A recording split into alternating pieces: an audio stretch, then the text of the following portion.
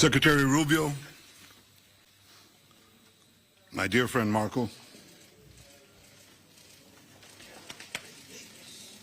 it's great to welcome you in Jerusalem with your delegation. It's great to welcome you in Jerusalem as Secretary of State of the United States. I have to say that this visit comes in the wake of a historic visit to Washington. I've said, and I'm going to repeat it again, because it's so true. President Trump is the greatest friend that Israel has ever had in the White House. And the visit in Washington reflected that in every way. And your visit here reflects it in every way. Throughout your political career, you've been a great supporter of Israel and a great champion of the U.S.-Israel alliance. I have no doubt that your unwavering support will continue during your tenure as Secretary of State. And I also have no doubt that you'll be a voice of clarity and courage on the world stage for the values that we in Israel, you in America hold dear, the values of freedom for all those who cherish liberty. You're already doing that, and I want to tell you that it's heard loud and clear here and everywhere else. Today, Secretary Rubio and I had a very productive discussion with our staffs on a number of issues. None of them are more important than Iran. Israel and America stand shoulder to shoulder in countering the threat of Iran. We agreed that the Ayatollahs must not have nuclear weapons. And we also agreed that Iran's aggression in the region has to be rolled back. Over the last 16 months, Israel has dealt a mighty blow to Iran's terror axis. Under the strong leadership of President Trump and with your unflinching support, I have no doubt that we can and will finish the job. We also spoke a great deal about Gaza. I thank Secretary Rubio for President Trump's assistance in helping us secure the release of another 3 hostages yesterday. These are hostages that Hamas refused to support only a few days to release only a few days earlier. And I also thanked him for America's unequivocal backing for Israel's policy in Gaza in moving forward. I want to assure everyone who's now listening to us, President Trump and I are working in full cooperation and coordination between us. We have a common strategy, and we can't always share the details of this strategy with the public, including when the gates of hell will be opened, as they surely will if all our hostages are not released until the last one of them. Israel is determined to achieve all the war objectives we set after the horrific attack on October 7th, the worst attack on Jews since the Holocaust. We will eliminate Hamas's military capability and its political rule in Gaza. We will bring all our hostages home, and we will ensure that Gaza never again poses a threat to Israel. The unequivocal support of the United States on Gaza will help us achieve these objectives faster and set us on a path for a different future.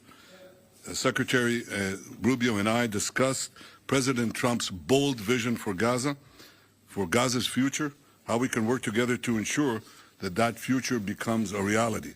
We also discussed the situation in Syria after the collapse of Assad's regime, a collapse that was made possible by Israel's weakening of Iran's terror axis, especially the weakening of Hezbollah and the removal of Nasrallah. For over a decade before October 7th, Israel acted to prevent Iran from developing new terror fronts against us in Syria, right opposite the Golan Heights and deeper in Syria. And we conducted hundreds of airstrikes, perhaps 1,000, in order to prevent it, and we did. Now, if any other force in Syria today believes that Israel will permit other hostile forces to use Syria as a base of operations against us, they are gravely mistaken. Israel will act to prevent any threat from emerging near our border in southwest Syria. The Secretary and I discussed Lebanon as well. Israel is committed to the ceasefire understandings that were reached in November. We expect the government of Lebanon to be equally committed to their fulfillment. The scenes we saw this weekend in Beirut of UNIFIL forces being attacked by Hezbollah, this was not encouraging. The 2 UN resolutions that everyone refers to, 1559, 1701, well, they must be fully implemented. Hezbollah must be disarmed. And Israel would prefer that the Lebanese army do that job, but no one should doubt that Israel will do what it has to do to enforce the understandings of the ceasefire and defend our security. The Secretary and I also discussed how the many international institutions have been hijacked and turned into anti-American and anti-Israeli forums.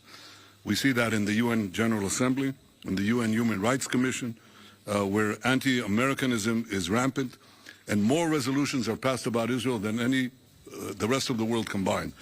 And we see it especially in the lawfare that is being waged against America and Israel at the ICC, the ICJ, and elsewhere.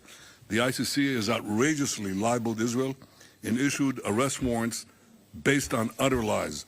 Like America, Israel is not subject to the jurisdiction of the ICC and does not accept the court's authority.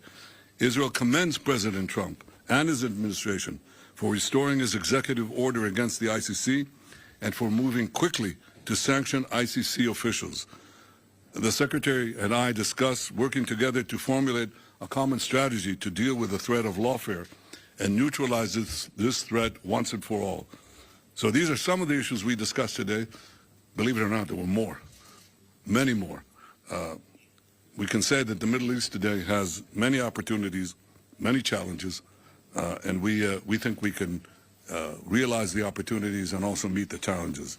And I have no doubt that working together, America and Israel will overcome the challenges and seize the opportunities. I have to say that I'm absolutely confident that under President Trump's leadership and working together with you, Secretary Rubio, Marco, the best days of our alliance are still yet to come. Welcome to Jerusalem. Welcome, my friend. Thank you. Thank you, Mr. Prime Minister. It is an honor to be back here. I've been here many times before as an American visiting, and then as a member of the United States Senate, but now for the first time as the Secretary of State of the United States, and it's an honor to be here. And it's an honor to serve in this role on behalf of President Donald Trump, who, as you've accurately stated, Mr. Prime Minister, is a tremendous friend of Israel. There's been no stronger ally for Israel in the White House than President Trump. He's also a man that speaks clearly and unambiguously and makes clear his views on issues. The first he's made clear is, and as you've pointed out, and the hostages need to come home, they need to be released, and you work in very close coordination with him. He's working in very close coordination, but with the Prime Minister and his government in ensuring that that happens. That must happen. It's not optional. And would add that that's a goal we share in common, and that is something we work on very closely together. The President's also been very bold about his view of what the future for Gaza should be. Not the same tired ideas of the past, but something that's bold and something that, frankly, took courage and vision in order to outline. And it may have shocked and surprised many, but what cannot continue is the same cycle where we repeat over and over again and wind up in the exact same place. Related to that, the President's been very clear. Hamas cannot continue as a military or government force. And frankly, as long as it stands as a force that can govern, or as a force that can administer, or as a force that can threaten by use of violence, peace becomes impossible. They must be eliminated. It must be eradicated. On the broader issues that we discussed as well is the questions in Syria. And while the fall of Assad is certainly promising and important, if Syria replacing one destabilizing force for another is not a positive development. And that is something that we will watch very carefully as we seek to craft our own strategy with regards to how to approach the events in Syria. In the case of Lebanon, our goals are aligned and the same. A strong Lebanese state that can take on and disarm Hezbollah. The common theme in all of these challenges is Iran. It is the single greatest source of instability in the region. Behind every terrorist group, behind every act of violence, behind every destabilizing activity, behind everything that threatens peace and stability for the millions of people who call this region home, is Iran. And by Iran, I mean the Ayatollahs. By Iran, I mean its regime. A regime who, by the way, its people don't support.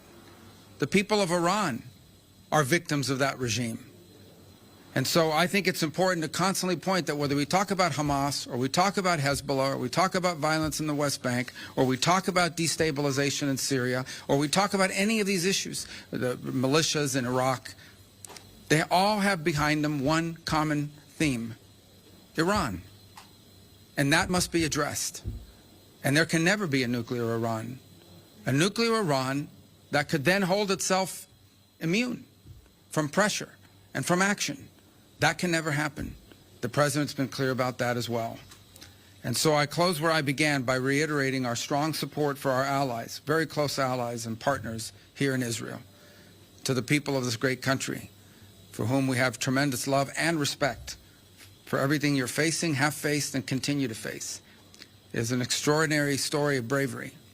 A nation founded in the ashes and in the aftermath of a horrifying crime against humanity, stood from its very inception, from the very day of its birth, against threats from every angle and every corner, and has served as an example to the world of a pluralistic society, a free enterprise democracy, and one that if there were more Israels in the Middle East, more countries like that, the world would be a safer and a better place. And this is what we hope for the region and for our planet. A nation that's always sought peace, but will not allow itself to be intimidated or destroyed by its enemies. And on that front, you can always count on us, as long as I'm in this position and President Trump is in the White House. So thank you. Thank you.